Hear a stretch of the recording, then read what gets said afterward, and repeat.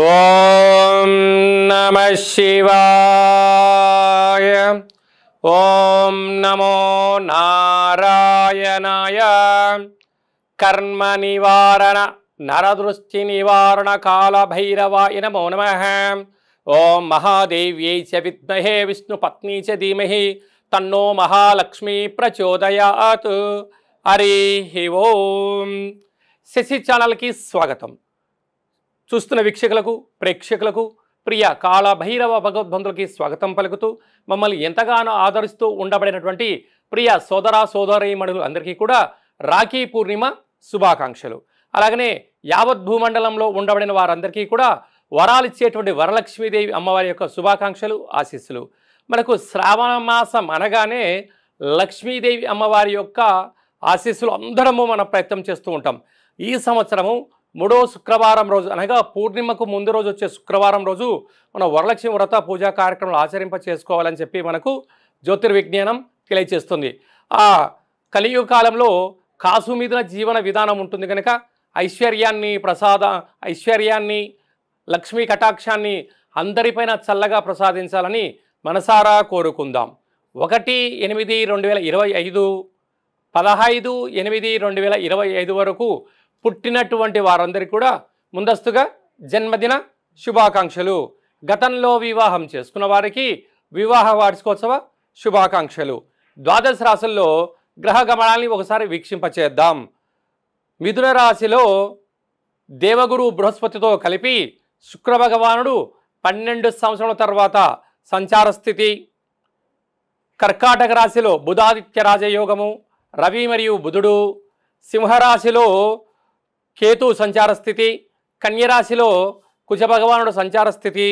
కుంభరాశిలో రాహు భగవానుడు సంచార స్థితి. మీనరాశిలో శని భగవానుడు సంచార స్థితితో ద్వాదశ రాశుల్లో గ్రహ గమనాలు ఈ విధంగా ఉన్నాయి. ధనుసు రాశి వారికి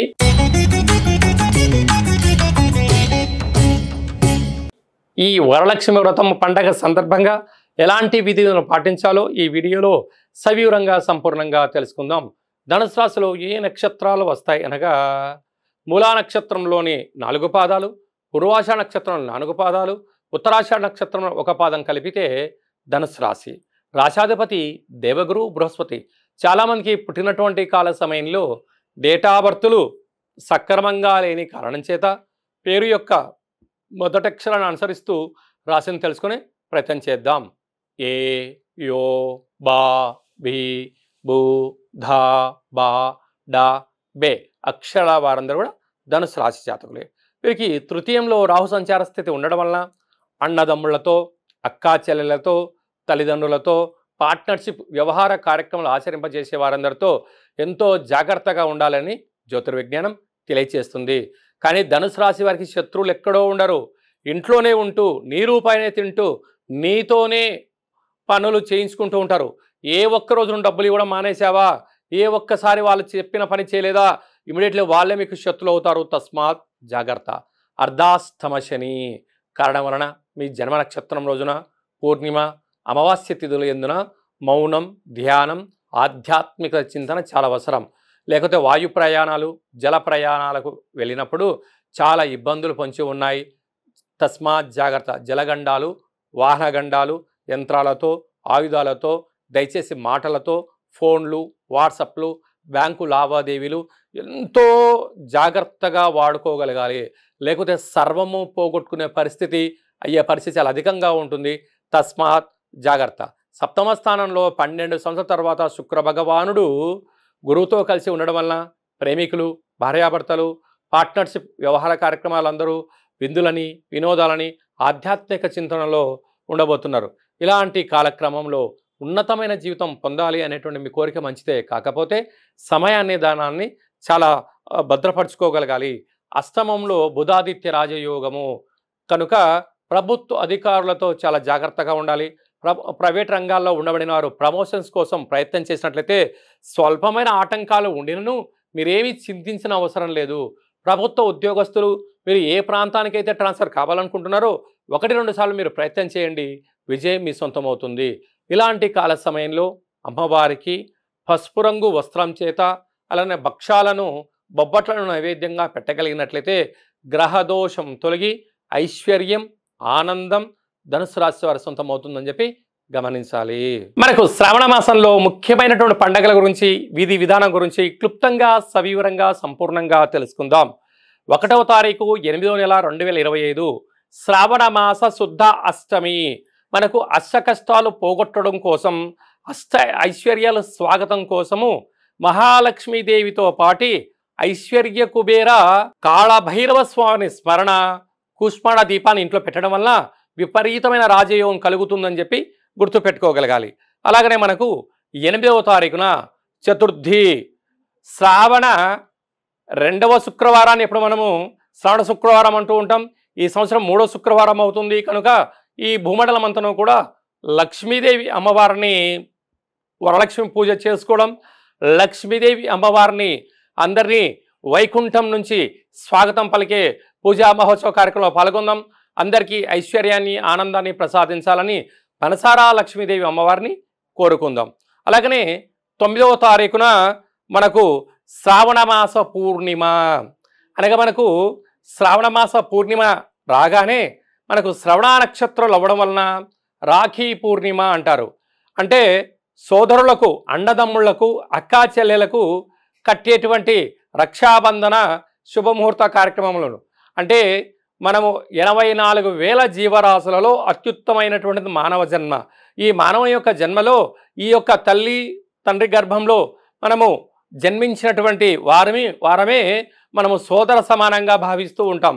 కనుక ఎన్ని ఉండను ఎన్ని పరిస్థితులు ఉండను ఈ అన్నదమ్ముళ్లకు అక్కా చెల్లెలు సకుటుంబ సపరివారంగా వేడుకలు చేసుకుంటూ ఈ ఆడపడుచులు అబ్బాయిలకు కట్టేటువంటి రక్షాబంధన ముహూర్త కార్యక్రమం.